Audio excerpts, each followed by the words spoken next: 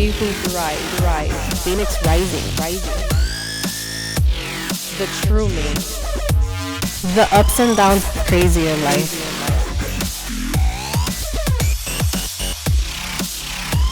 So take this journey with me. She who thrives. Yeah. Good morning, sunshines, and welcome to She Who Thrives podcast, a podcast about women who have faced different adversities in life and have made it successful in their own right, in their own definitions. And I am here. I'm excited. And I'm going to tell you why I'm so excited. I have Arlene Blake in the house. So when I first met her, I don't even think I had the guts to even talk to you, but it was an event, and I can't remember exactly which event because I've attended quite a few, but your personality, your appearance, how you were so strong spoken, like I really was like, damn, how does she have this confidence? Like I really want to talk with her. But I was so shy back then to really talk to you, so I just paid attention to everything. I think it was probably the vision board, the first time I ever did a vision board. But yes, thank you for coming in. I am so excited. So please tell us about yourself before I start. Okay. I want to say like fangirling. Yes. So my name is Arlene Blake. I'm the founder and executive director for Women on the Rise International Incorporated. I'm also a mom of a 6-year-old little man who's soon to be 7 years old. And he's here with us. He's here too. On that iPad, you know how they are. And so I'm a mom. I'm a founder, executive director. I'm also an entrepreneur. I own a company that does marketing and event strategy, and also performance coaching for single moms, especially. Oh wow, the performance coaching. Yes. Well, we got to talk about that one because I don't recall. I usually get the bios and everything and I read it and then I learn about you. But I know a lot about you because I followed you for so many years. And I know one of the things that here, you were one of the most influential people in Orlando. And I was like, oh my gosh, she deserves that majorly because I know you're all over the place. You know a lot of people because you do a lot with Women on the Rise. And I always tell people, Women on the Rise is a great organization. I've been in and out of it. I come back, and then I've told quite a few people about it. But I love it because of the dynamic that's there when you go. But how did you come up with the concept of doing this? It wasn't intentional, I'll put it that way. So to kind of go back in my story, I had the perfect childhood in my eyes, right? I didn't have any trauma or anything like that. Everything was just beautiful in how my parents brought me up. What ended up happening was in 2009 or 2008, my mom was diagnosed with pancreatic cancer. Oh, wow. And in 2010, she lost her fight. And that was like everything just went dark for me. Yeah. I lost my best friend. I lost my mom. I lost my, co-decision maker on everything. I just didn't know how to function. And then 4 years later, my father had the audacity to also go on, and he passed away of esophageal cancer. And I was like, oh my God, I am an orphan, right? And I had this vision of my parents are going to be here to walk me down the aisle when I get married. My parents are going to be here to be grandparents to my children. I never saw that as being robbed or taken away from me. And what ended up happening was I found myself in a relationship with someone and I could not leave this toxic environment. And so I decided to go ahead and seek out therapy. And I discovered the fact that I could not let him go because I was so afraid of losing people because that had been my life for the past 5 years. I mean, it wasn't just my parents. I lost my grandparents. I lost my mentor. All within like a 5 to 6 year period of time. That's a lot of It's a lot of loss. death. Mm-hmm. And when you're talking about trauma, and when I was in my therapy sessions, and it was a therapy group with other women, everyone had all these things that were happening to them from childhood. Mine was like jam-packed in a 5-year period. And it was more than I could bear. Handle, yeah. And so sitting there with all these other women who were able to see the light at the end of the tunnel and who were able to speak positively, and were also very vulnerable enough to share what they were going through, because I wasn't used to sharing my personal business. I'm a whole different person now. Like, I'll tell you everything. I found an opportunity to heal. And in that, I began my healing process. And I discovered that there was power in women coming together and having that level of vulnerability with each other to empower, uplift, and to speak into one another. And that became like my focus. I wanted to provide that for other women. And my therapist saw the same thing, saw that light in me to be able to help make that happen. And she said, I really feel like there's an opportunity for you to create this type of environment on a consistent basis. And so I had hired a career coach. And I, told her, one, I'm like suffering at work right now. And it's because of this like negative space that I've been in. Yeah. So she helped me there. And then she also helped me with this idea, because I had started planning this women's empowerment event. And I showed it to her, and she was like, Arlene, you have to move forward. But it all came out of this pain that I had been through, and seeing that it might help someone else to have this type of community. And that's where Women on the Rise came from. Well, I'm thankful that you did that. I have to say, because, there was times that me going to an event or even being around the energy, it just makes, it shifts your own energy. So I'm sure many people, not just myself, that have felt that when you're in that environment and around that energy. I know you have 3 chapters, right? Is it? No, so we have Orlando chapter, and then we just have virtual. So I thought you had Jacksonville. We did. And Tampa. We did. But it was, kind of the same thing. Like, people are kind of in and people are out. And there was a lot of travel on my end to go and keep it going. Yeah. So it just makes sense to have the virtual. And if there are, big concentrations of individuals in one particular location, then we can go and host an event there.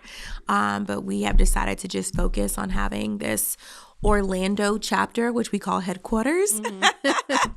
And then we have our virtual, since we do a lot of things on the online platform. Okay. Yeah. Okay. I know I was, I've been a part of certain things with you too. And then I was going to be on one of the events that you did at the airport. Yeah. And that was the coolest concept ever. But then I had such anxiety. I was going through so many things at that time. It ended up physically getting sick, and then I couldn't. I still have that airline, the uniform that I never used.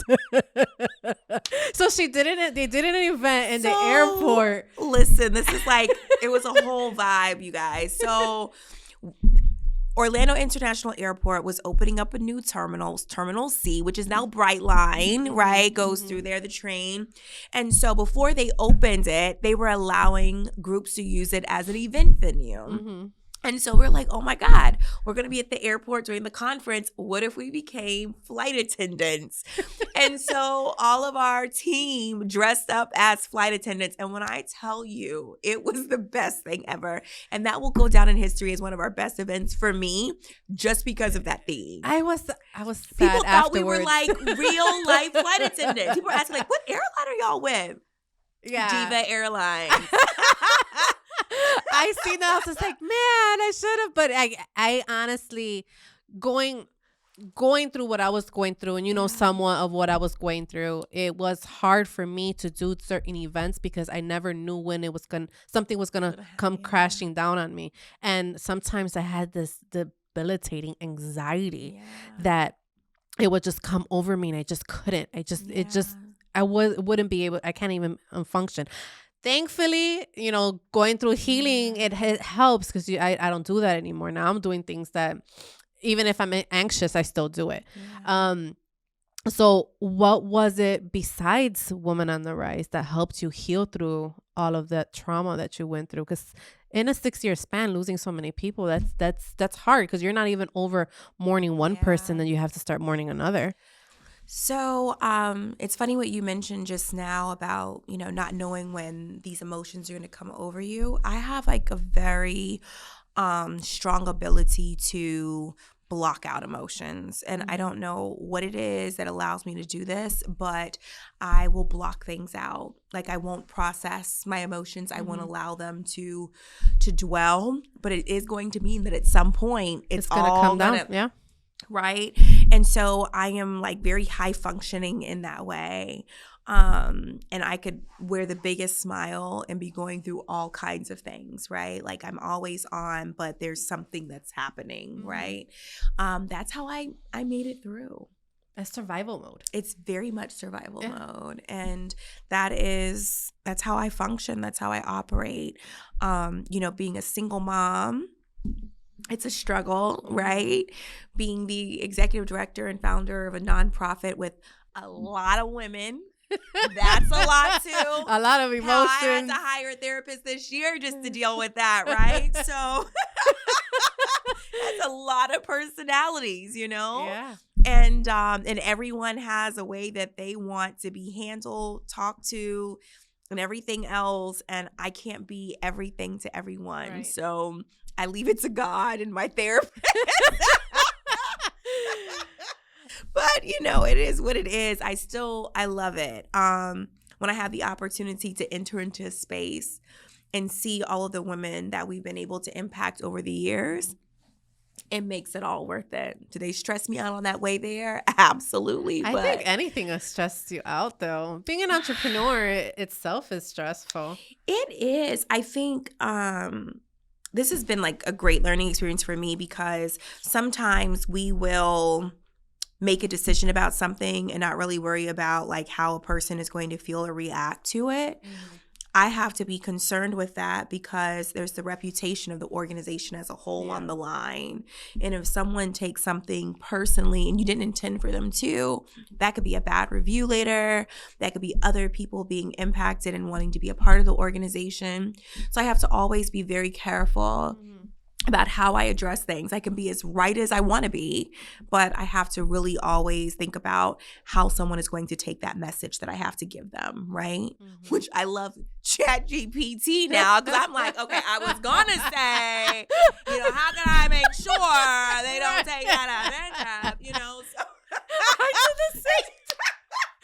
And thank God it's on the phone now too, right? But before I send this text message. I recently did that with a client. I swear to you. I was like, you know what? I think that's coming off bitchy. So let me. Oh, your son's here, but I was like, he's good. Let me see how I can rephrase this. ChatGPT helped me. So it did. Listen. So I'm grateful for that.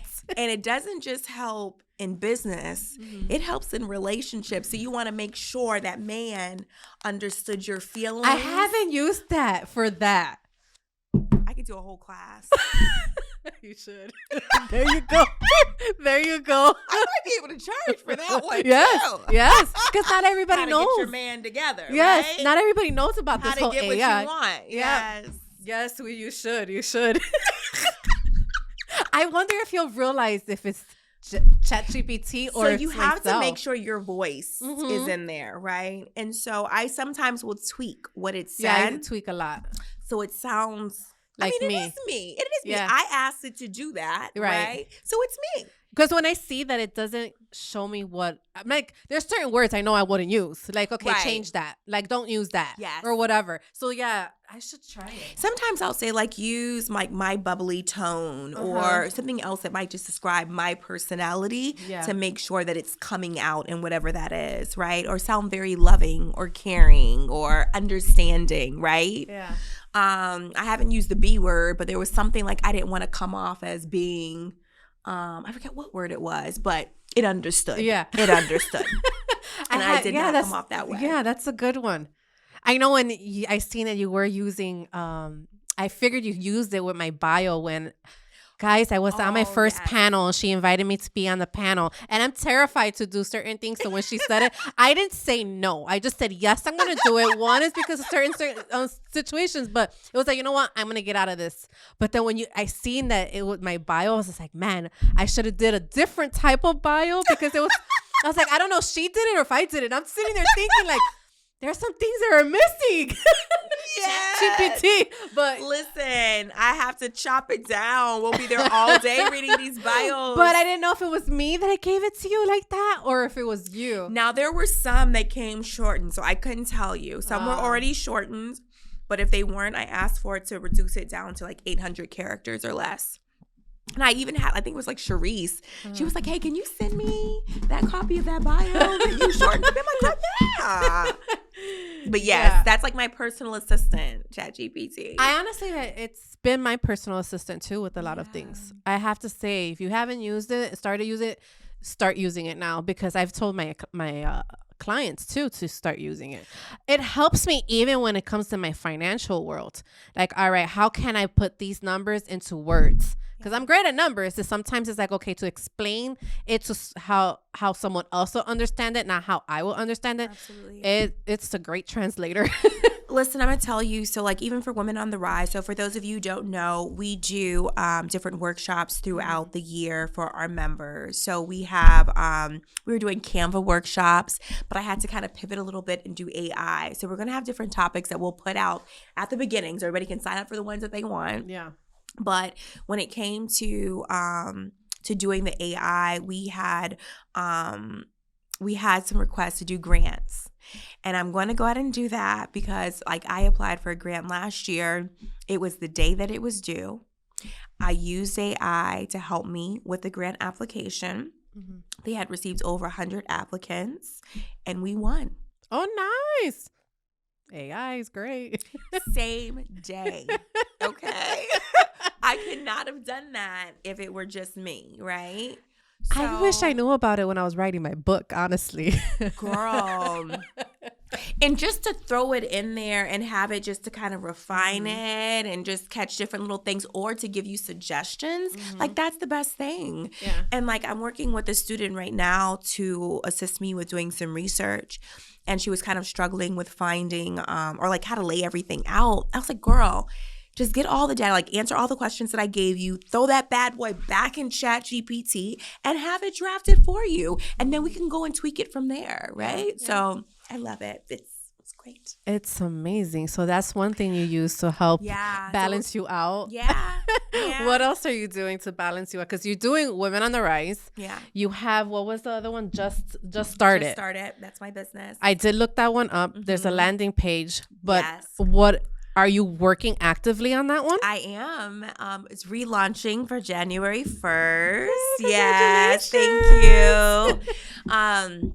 I've been working with some clients ongoing for like 4 years. Okay. And so essentially I'm doing event marketing and strategy for clients. And this was oftentimes individuals who were recognizing what I was doing within Women on the Rise and wanted it for their own business and their own platform. Okay.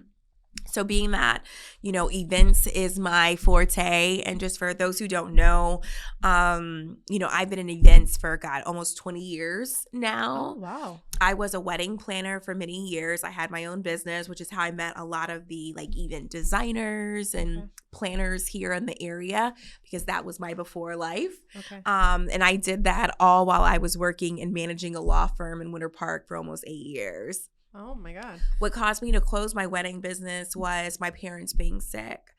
And so when my mom was sick, I had a full load of weddings that I was doing. And I'm there on the biggest day of all of these people's lives and I'm losing my mom at the same time. It was hard.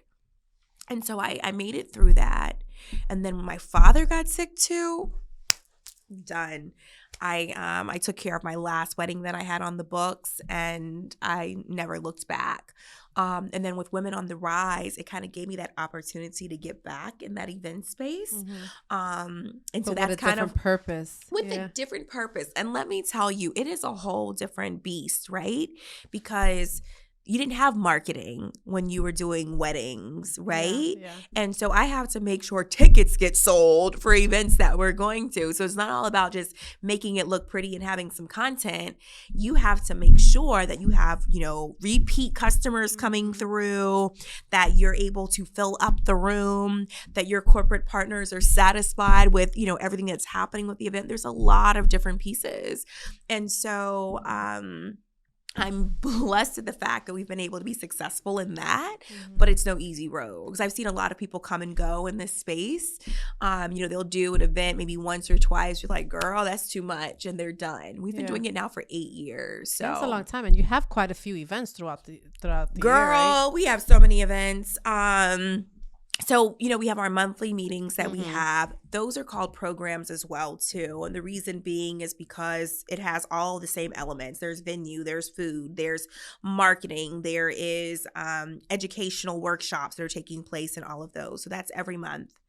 Then we have our annual awards gala. We have our annual vision board party. We have our annual conference. We have Educated and Broke, which is a 3-part series. We do Educated and Broke based off of when we have sponsorship, right? So if there is a company that has come forth and they want to sponsor financial literacy or career development or entrepreneurship for women, then we'll do our full day conference in those. We've been fortunate that we've had our Connect Forward partners with us for many years in producing these events, and some others over the years as well. But that's allowed for us to be able to do that programming. And then we're going to be revealing very soon. We just won a very large grant that is going to be helping us to do our career development program here in Central Florida, where we'll be able to take 60 women through that program, and it'll be a year long. So we're very excited about that. So what does the program consist of? Yeah, so I don't know if you've ever heard the term the benefits cliff before. Is that familiar to you? So essentially thinking about women who are like part of that ALICE population, they're like right above the poverty line, and they might be on some level of public assistance. We talked about it. You remember the round table talk. So for your guests, so these are individuals that are probably on some level of public assistance. And if they are to receive any increase in their compensation, let's say it's like a 2%, what these companies like to do, they are at risk of losing their public benefits. And the amount that they are receiving in compensation, that additional amount does not offset the benefits lost, they're losing. Right? And so we are working with these women to, one, help them to go for jobs and to get certifications that they need to get jobs that'll pay them more, that will allow them not to even need the assistance to begin with. So that's one. 2, to help them to develop side hustles that will allow for them to bring in additional streams of revenue that can help to offset any of those costs.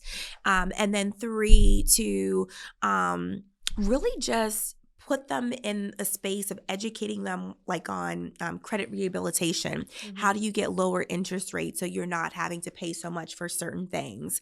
Car payments, for instance, right? Yes. Because the people who are paying the least for cars, the people who make more than anybody else, definitely, right? But they know, they're educated on how to bring down those payments. And so education negotiate. is key.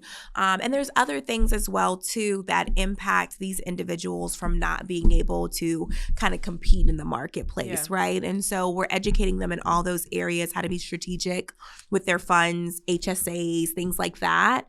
And then also really working with them on their mindset, because oftentimes there's all these great opportunities out there, but they don't go for them, right? What are these limiting beliefs that are stopping them from realizing that this is for them, right? And so mindset is going to be a really big piece of that. Accountability is also another big piece. So that's why we're going to have a 1-year mentorship where each of them will have that accountability mentor that'll work with them for the period of a year to make sure that they're updating those resumes, that they're going onto LinkedIn and applying for these opportunities, and getting these certifications and applying themselves and working this side hustle, right? So just really excited about the program. That sounds like a great program. I'm so happy that even came about from the table talk. So we did the table talk a few months ago, was it? And we've been working on it all year. And this conversation was an extension of what we've been doing. But yeah, we did Table Talk October 19th. It was in partnership with Central Florida Foundation. And we really wanted to talk about the classism of women in Central Florida and the socioeconomic disparities that are causing us to be in these different spaces, right? Like you can have where a person may have purchased a home in 2009 for $150,000, like a 5.5% interest rate, and they might only be paying $1,000 in mortgage, right? And they may not be paying anything in childcare. they're middle class, but then you have this other person who is renting and is paying $2,500 a month in rent, and they have a 3-year-old who's in daycare and they're paying another $1,500 or $2,000, right?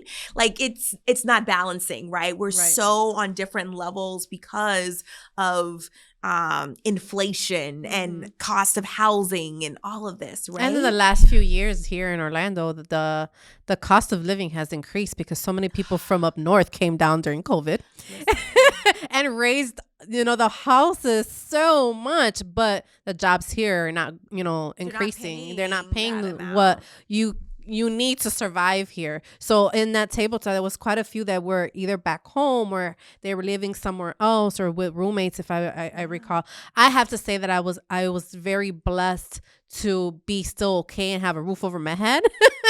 And I'm single, so I didn't have to, worry about daycare or anything like that. But my input was what I went through with growing up and coming from a poor house, and then trying to make it to where I'm at right now. So seeing that the mindset and having to shift that mindset and feeling guilty a lot of the times when I can afford something but I didn't want to afford something. So it was just like all of that. So it was a great conversation. So I'm excited that is even coming about. So how long is the program going to be for? So each of the cohorts, they're 8 weeks long, and the mentorship, the one-on-one with their assigned mentor, is for a year. Okay, so it's not coming out of a pocket for them at all. No. So do they have to do an application to be a part of this? There will be an application and interview process to be a part of it. Yeah. And how many are you accepting in the program? 30 in each cohort. So the grant that we just received allows for us to do 2 cohorts that will graduate 60 women. Oh, nice. And we're looking for an additional partner to allow for us to do a 3rd cohort. So we're kicking this off in the 2nd quarter of 2024. So we'll have a 2nd and a 3rd quarter cohort, and then hoping that we'll have that 4th quarter cohort as well. Nice. And so if all goes well, we'll have entrepreneurship as well too. But this is career development. So what is it that you're looking for is it a company that you need to sponsor that cohort, or what is it that you need? It could be a private donor. It could be a company. It could be a family foundation. Just whoever has the means to be able to help us. We actually also have, I know the announcements will be coming out soon, but there is a funding organization that is allowing for us to fundraise $35,000 towards the program next year, and they will match it by $35,000 if we can raise it by the end of 2024. That is great. So that'll be an additional opportunity to fund the program through 2025. So what are you doing, just out of curiosity, see if people hear this, they want to participate. What is it that you're doing for fundraising for the next coming year? So we have been working on a few different campaigns, but one of the things that we're really trying to do is to revamp our website to really showcase the impact that we're having. I think because when individuals come to our page, they're oftentimes more so seeing like the culture of Women on the Rise, the membership side, and we want them to really see the programming that we're doing, the impact that we're able to have, the opportunities that have been created for people, the businesses that have been able to be started because of what we're doing. So we're looking to showcase that more so that individuals who are looking to create impact in the community can look at our organization as being that opportunity to be able to do that, right? That vessel to make that happen. And so we're just looking for those partners who are in alignment with women's empowerment, who see women as being that cornerstone of the community. Like when you empower women, you empower a whole community, who understand that and want to, come alongside us. And there's also an opportunity, because I know some organizations, when they partner in this way, they want to know how they can have like a regular kind of relationship in that. So one of the funding organizations, they're also providing us with mentors that will be part of the program as well. That's great. So they're just not leaving you to go. They're not just leaving us. They're going to be really invested in it. And I love that. And then we're also taking it a step further. We're going to be doing mentorship training because we want to make sure that everyone is sensitive to the situations that each of these women are going through, because it may not be our own story that we've been through, but being able to still understand someone else's plight and show some grace and understanding towards that is very, very important. So we'll be doing some sensitivity training in that respect as well. So there's a lot of good things happening in 2024. A lot of good things are happening. I'm hoping that we're able to build our team, as well. But we're an organization that's been operating off of a very shoestring budget for very long. I mean, we're able to make a lot happen for very little. And it's funny because people come to us like, can you sponsor this? I'm like, honey, we just are trying to like keep it. Sometimes I may not even take pay, you know what I mean? So we're just trying to keep it going. We're doing a lot of things, but we're not like one of these $1 million nonprofits or even $250,000 nonprofits, right? Like that we have in our community, but we're doing the work. So we're just hoping enough people understand that and want to come alongside us and really help us to have this impact. I always say I can't say, enough about Women on the Rise when people ask me, especially when they were like, oh, networking, I'm shy. I don't know where to go network and things like that. So I always say, do Women on the Rise, try that. Because I've done a lot. I've done quite a few. As an entrepreneur here in Florida, in Orlando, in Chicago, from where I'm from, it was easier for me to network with people because I know people. I grew up there. Being here, it's new. So I was trying to meet people and, whatever. So Women in the Rise has been, I think, the one that I connect most with. And I always tell people, and I know one time you did tell me the diversity, that you were struggling with diversity. Are you still struggling with that diversity? We are. I think it's like, so me and my own upbringing, I'm a Navy brat, right? So I started off on the military base. I've only known diversity, right? Like my next door neighbor over here is Filipino. My next door neighbor over here is Jewish. And we're all like in each other's houses all the time. That's what I knew. Right. So when I when I came off to college too, you started seeing, even in high school, like, Black people over here, white people over here. My little group, because you met Vanessa, like we were Hispanic and Black together. Like that was our little clique. But I had never really seen that since I've gotten into my adult years. Everybody are so separated. And so I wanted to see Women on the Rise being this like salad bowl of just different cultures and women all coming together, understanding that we're all fighting the same battle. It may look a little different, but we also can sit down and understand where each person is coming from. And I find when people are recommending somebody else to join, they're always saying, okay, well, I found this Black girl and I think she'll be great for Women on the Rise. And I'm like, huh? What? I'm like, it's for all women. What are you talking about? And so people, that's what they do. And so I've tried to be very intentional about making sure, like when we have events, that we have diverse panels and so forth. And then we'll sit at the round table and I'm like, okay, who do we know who's a mental health therapist, or who do we know who's a, OBGYN? And when I start seeing, like, I'm looking on LinkedIn at all the suggestions, I'm like, it sounds so bad. I'm like, she's Black. And she's Black too. You didn't find anyone else that didn't look like you? Like, really? Like, that's how it goes. Honestly, when I looked at my podcast, I seen, okay, I'm getting Hispanic women. I was like, you know what? Like, I know, and you and I have talked about it, that we naturally attract people what we who look just like us. Yeah. And I think in the panel too, in your last event, it was spoken about too.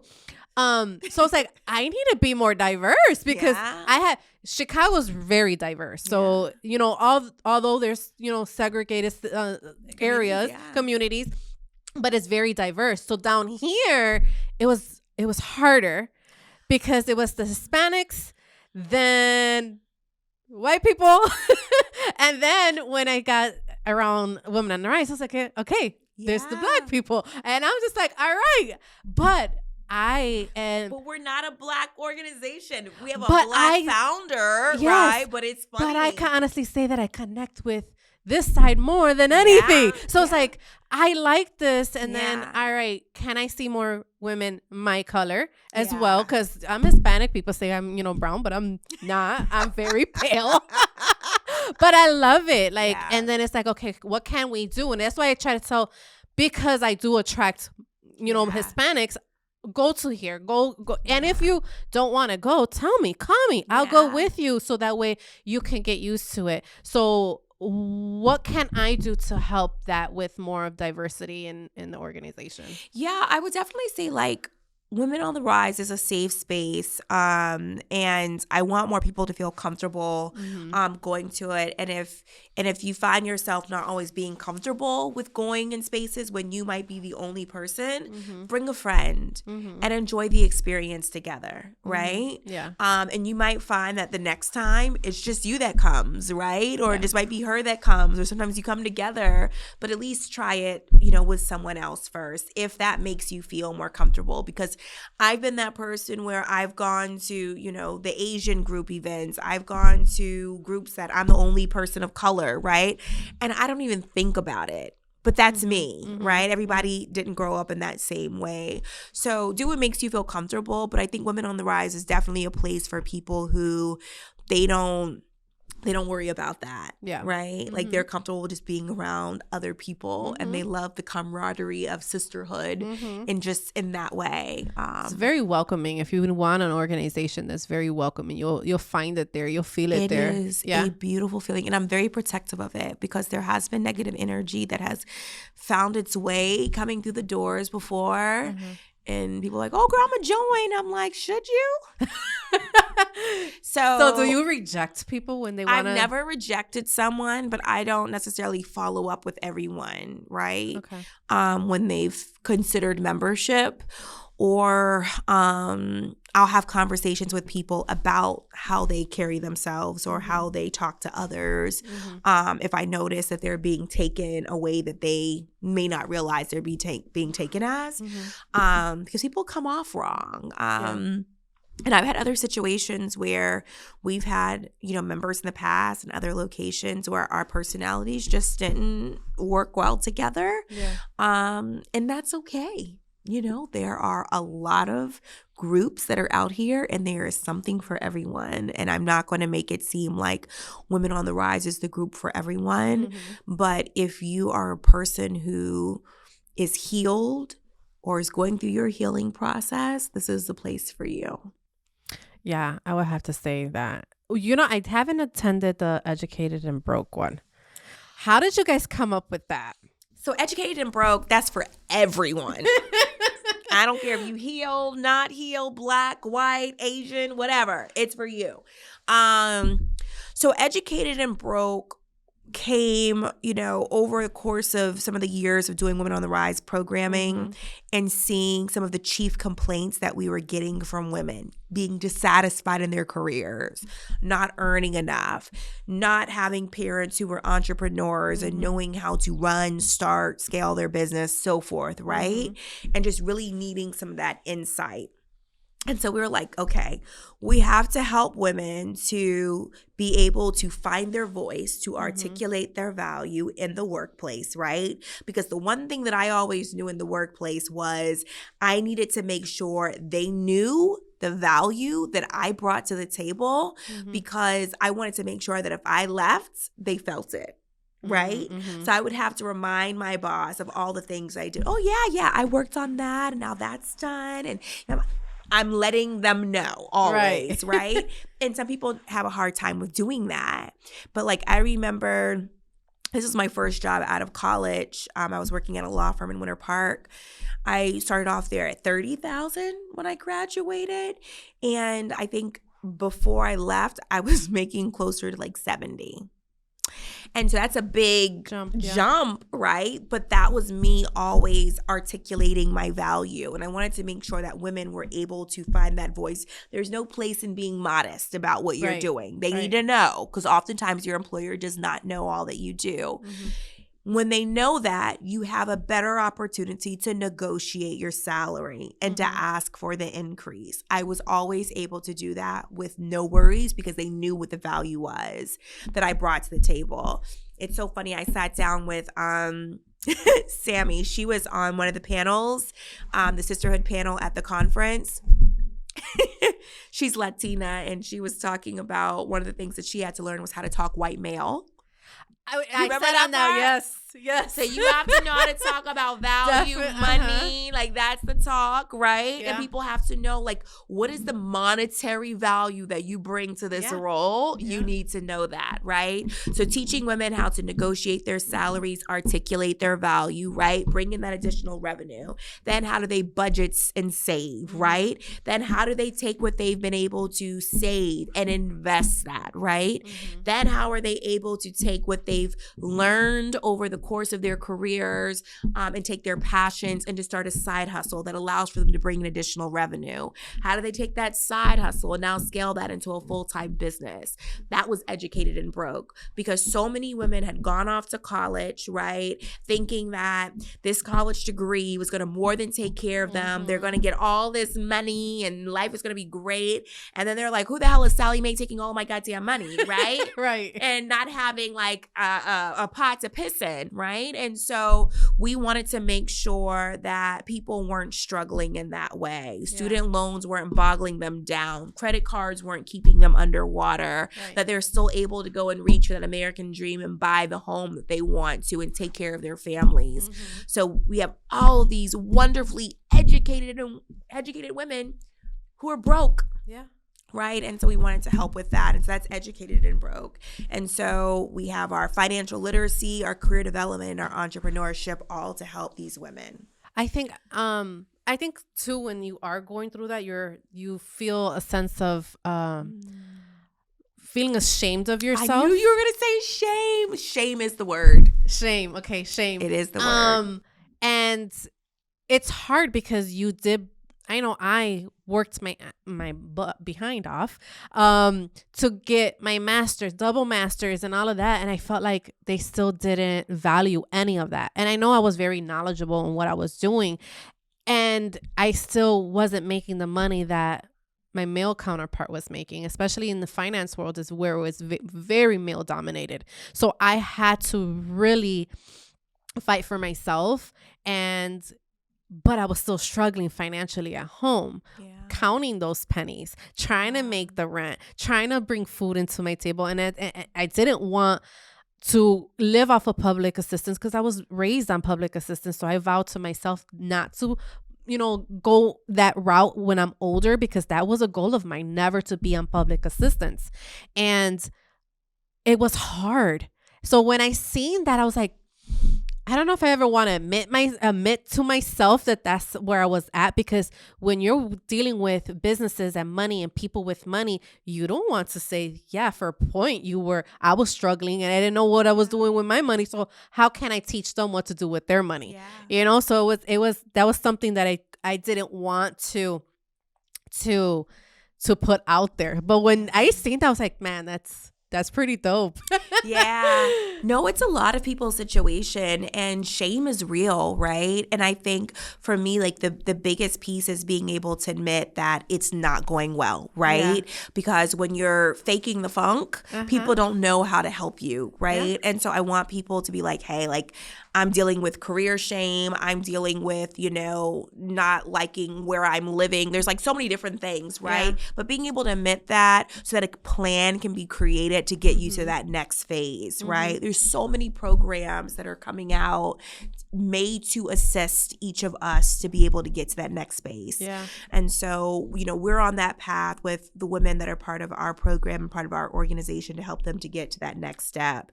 I mean, even for me, I've struggled with it. I have been here to create this platform for so many people. But sometimes I've been struggling with my own career and finding my own place, right? And so that's a big piece, because I'm in this nonprofit space and I'm working really, really hard in that. And oftentimes I'm not compensated for, all that I'm doing. And so in order for me to survive, I also have to make sure that I'm operating something else, right? And there's a lot of people who are in that situation. They want to be making change, but they're not getting what they need. We had one person who had a master's degree, and she said she was making $16 an hour in the role that she had. I think it was like working for maybe like a staffing company at the time. And it's like, dang, you know how much money this person has invested in their schooling? Yeah.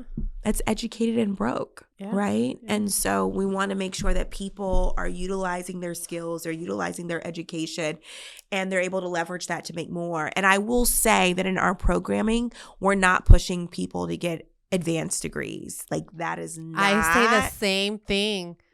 Yeah, there's so many people can do so much without having an advanced degree. Like I did it because I wanted to prove a point to people. Yeah. You know, and at the time, it's great that I did it. I don't regret that I did it, but I probably could have done it without those degrees.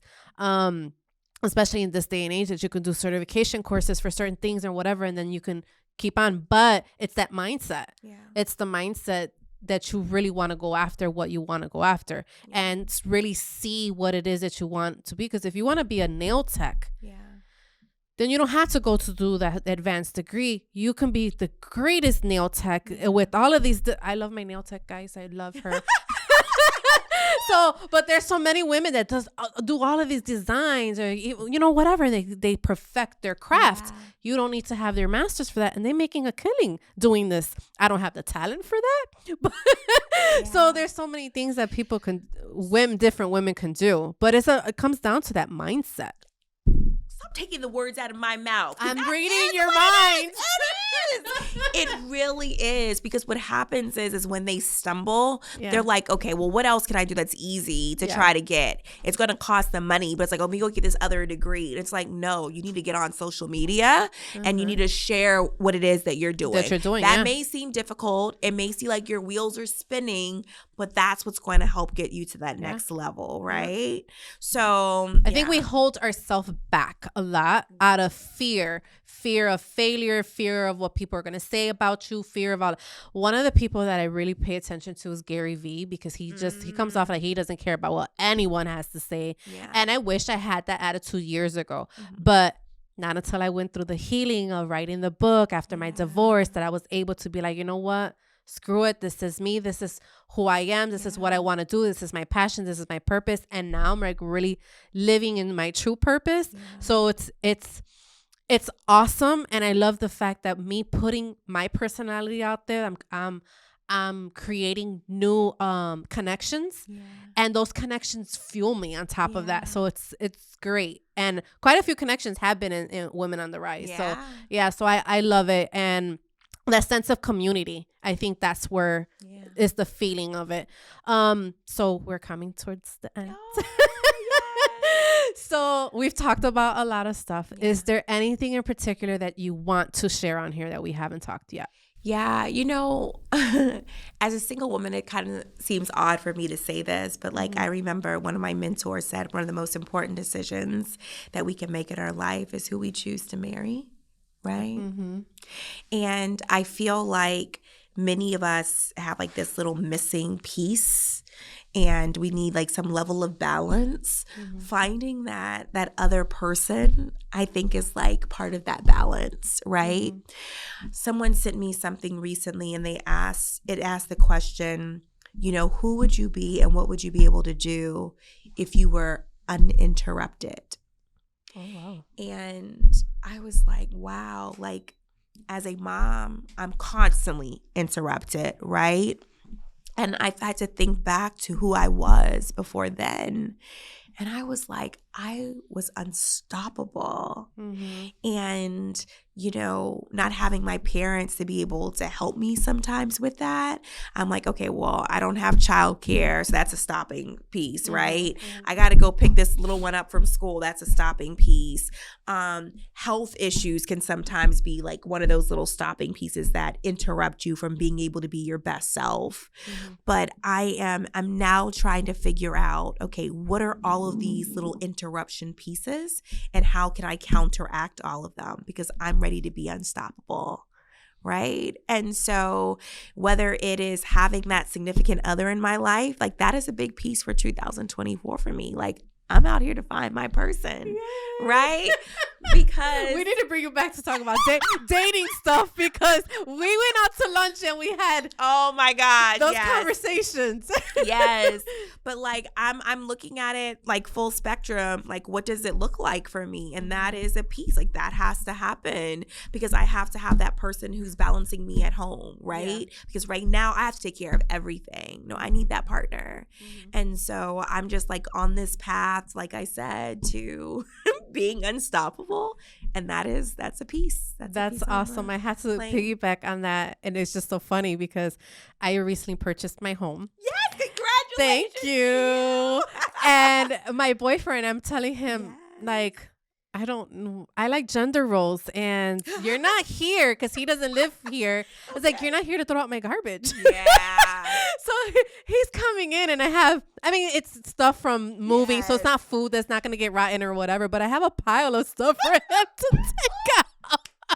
So, but you know what? He loves that. It just all depends on the person you marry, because we're not married, but we're in a relationship. And it's like, I've gotten to do a lot more in this year and a half that we've been in a relationship than I did in the past relationship. And it's crazy because I was unstoppable and still did what I had to do. But now it just feels so natural, and it's just such a different dynamic. So I agree with that 100%. There's so many things. Like, I have a 5-burner grill that is in pieces in my garage because when I ordered it from Sam's, I didn't know I had to put it together. Okay? This thing has been in there for 3 months. I thought that weekend we were going to make grilled chicken, right?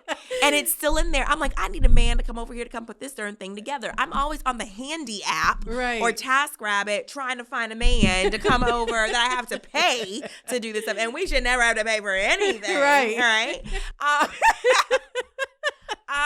So, you have that. And I'm like, I need a man over here to do that.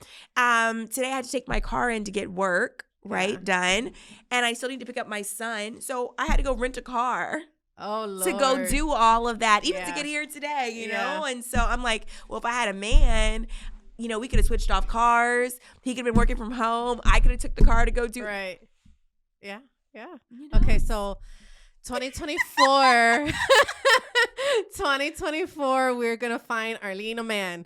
Listen, and if you all want to email me, call me with some suggestions, I'm open to it, right? So with that, where can people find you? So on Instagram, Women on the Rise Inc. Is one way. And then Diva on the Move is my personal handle. And that is DEEVA on the Move.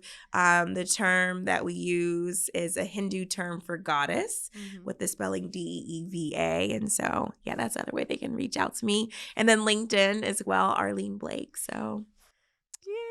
Well, thank you for coming, especially, rent a car and everything coming. I would have went and got you anyways, but thank you for coming and being on the podcast.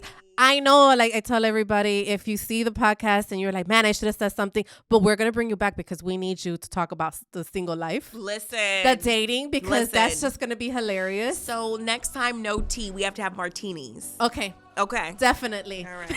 But thank you for coming. And thank you guys for tuning in and listening on podcasts and watching on YouTube. Please, please, please like, share, subscribe, and leave that review. I am reading the reviews so I can see who else you guys want to see and listen to. But till next time, thank you.